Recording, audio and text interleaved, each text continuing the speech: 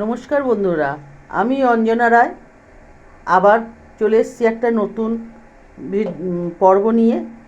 যে পর্বটায় আজকে দেখছেন আমার মেয়ে চায়ের ভাতটা নিয়েছে। যদিও সকলের জন্য নয়, ওর বাবার একটু খাবে বলে তার ইচ্ছাতেই ও নিয়েছে চায়ের ভাতটা, যে আমিই করে দেবো আজকে আমার বাবাকে চা। আমার কিচেনটা খুব একটা সুন্দর কিছু না, ভাড়া বাড়িতে থাকি তো সেই কারণেই। তবুও দেখুন,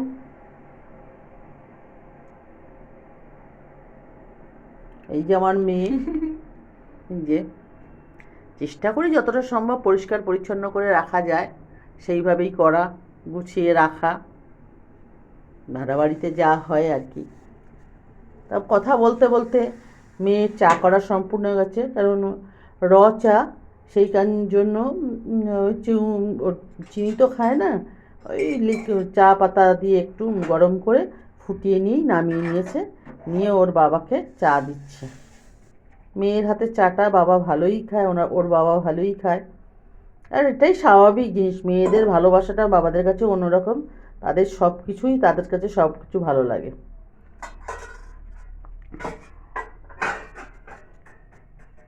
চলে এসো, চা নিয়ে চলে এসো তিন্নি। ভিডিও হয়ে গেছে, 32 সেকেন্ড হয়ে গেছে।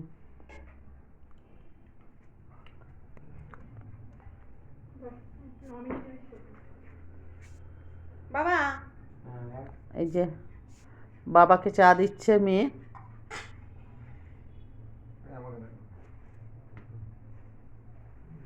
সাবধানে হ্যাঁ, পেটটা স্লিপ খাচ্ছে।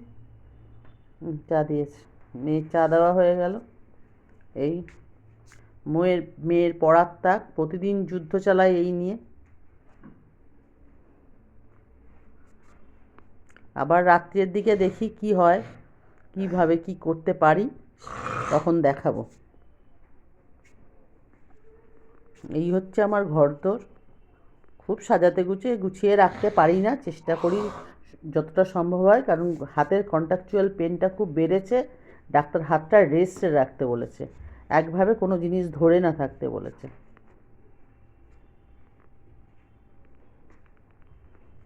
আর এই রুমটাকে তো আপনারা সবাই চেনেন,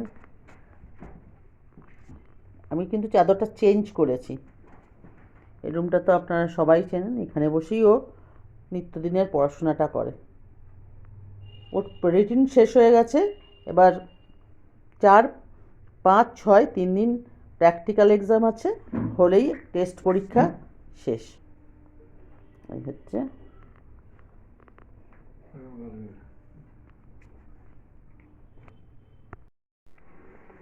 এই যে আমার মেয়ে, আবার দেখাচ্ছি। কারণ নেই অকারণ নেই ওর সাজ, হঠাৎ পড়তে পড়তে মনে হলো ও এখন সাজতে হবে, একটু বসে পড়লো। সেরকম কিছু না, একটু ফেস পাউডার, লিপ বাম। ঠোঁটটার অবস্থা খুব খারাপ, কারণ সারাদিন ঠোঁট কামড়ায়, ঠোঁট কামড়ে কামড়ে ঠোঁটটা মনে হয় ছিঁড়ে কোনদিন পড়েই যাবে। দিয়ে একটু সেজে গুজে নিয়ে একটু আয়নার সামনে ঘোরাঘুরি করলো, এটা ওর নেশা। এই নিয়ে ওর বাবা আমি খুব বকাবকি করি, এই আয়নার সামনে কী রে সব সময় গিয়ে আয়নায় দাঁড়াতে হয়, কিন্তু ও তো কোনো কথা শুনবে না। আর বন্ধুরা, আজকে আমাদের রাত্রিরে সবাই মিলে একটু ম্যাগি রান্না করে খাচ্ছি। অনেক দিনের ওর ইচ্ছা, একটুখানি বললো বাবা আজ একটুখানি ম্যাগি আনো, আমরা সবাই ম্যাগি খাবো। দিয়ে ওই বসে পড়েছে ও ম্যাগি নিয়ে, ম্যাগির প্লেটটা বুঝতেই পারছেন ওপরে সস সরিয়ে নিয়েছে। সব কিছুতেই সস খেতে হয়, সস নিয়ে বসে পড়েছে। আর ওর ম্যাগি ট্যাগি খাওয়া হয়ে যাচ্ছে। ওদিকে দেখুন, যেহেতু এঁঠো নয় জিনিসটা, সেই জন্য ওদিকে দেখুন আমার হাজব্যান্ডও বসে পড়েছে ম্যাগি নিয়ে, ম্যাগির ম্যাগি নিয়ে সেও ম্যাগি খাচ্ছে। ম্যাগিটা আমাদের সকলেরই কম বেশি প্রিয়, এটা বা আমার কেন, আমার মনে হয় সবাইরই। যদিও স্বাস্থ্যের পক্ষে এটা খারাপ, সবসময় তো আর স্বাস্থ্য মানা যায় না। তাই এই দেখুন ওরা সব ম্যাগি নিয়েই বসেছে, সব খাচ্ছে। এইভাবেই আজকে গেল আমার সারা দিনটা। কালকে বাড়িতে একটু সবাই আসবে, সেই জন্য একটু হইচই আনন্দের ব্যাপার থাকবেই। কিন্তু যাদের দেখবেন তাদের দেখলে বুঝতে পারবেন এটা বিভিন্ন মানে একটা ভীষণ বিভীষিকাময় দিন কাটিয়ে তারা কালকে আসছে আমার এখানে 2 দিন একটু থাকবে বলে। এই যে, আর আমি এই যে নিয়েছি, কোথায় গেল আমার ম্যাগিটা, এই যে আমি একটু নিয়েছি যে যে জায়গাটায় রান্না করেছি সেই জায়গাটাতেই। কারণ দেখুন বন্ধুরা, আমার হাতের সেই পোড়াটা একটু ক্যামেরাটা ধরে দিবি, হাতের এই পোড়াটা দেখছিলেন, আপনাদের দেখিয়েছিলাম আগের দিন। এটা যতটা ছোট ভেবেছিলাম ততটা ছোট আর নয়, বেশ ভালো রকমই ব্যাপারটা ছড়াচ্ছে, ভীষণ চুলকানি, আর যত চুলকাচ্ছি মাংস উঠছে, আর ভেতরে দেখছেন দগদগে ঘাটা।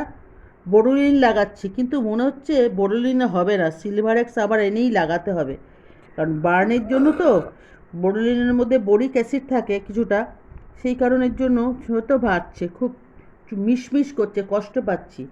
আর আমার আর একটা জিনিস দেখুন, এই হাতটা আমার এই জায়গাটা কন্ট্রাকচুয়াল হাত, কারণ এখানে আমি অপারেশন করাতে পারিনি, সেই কারণের জন্য বেশি কাজকর্ম বা এই শীতের সময় এমনি একটু টান থাকে, তারপরে যদি ঠিকভাবে না মানে ময়শ্চারাইজারে আমি নিয়মিত নারকোল তেল মাখি, এটা আমার অভ্যাস, কিন্তু হচ্ছে না। এই 2 দিন একটু হাতে বেশি চাপ পড়েছে, জামা কাপড় কাচা, সংসারের টুকটাপ একটু এদিক ওদিক করা, চাপ পড়েছে, ব্যাস যন্ত্রণা শুরু হয়েছে। আমাদের কাছেই হসপিটাল আছে, ইঞ্জেকশন নিয়েছি, ওষুধ লিখে দিয়েছে ডাক্তার, সেটা কিনে খাচ্ছি, কিন্তু ডাক্তার বলেছে সব থেকে প্রয়োজন আপনার এখন রেস্ট, কারণ এই হাতকে বেশি নাড়াচাড়া করলে, বেশি চাপ দিলেই কিন্তু পড়বে।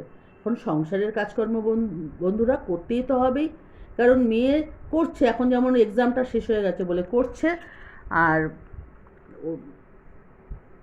এক্সামটা শেষ হয়ে গেছে বলে করছে, কিন্তু এখন তো ফাইনাল হয়নি, সামনেই ফাইনালটা আছে, তবে ও হেল্প করে প্রচুর আমাকে, যাতে না হয়, একদম হাঁড়ি করা নিয়ে বসে পড়তে এখনও পারেনি, তার জন্য 2 দিন সময় হয়তো লাগবে।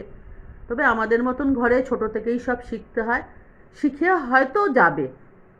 তাহলে বন্ধুরা, আজকের ভিডিওটা এই পর্যন্ত, সবাইকে শুভ রাত্রি জানিয়ে শেষ করলাম। আমি জানি আপনারা লাইভ শেয়ার অ্যান্ড সাবস্ক্রাইব এই 3টেই করে আমাকে দেবেন, আর আমার পাশে আপনারা থাকবেন।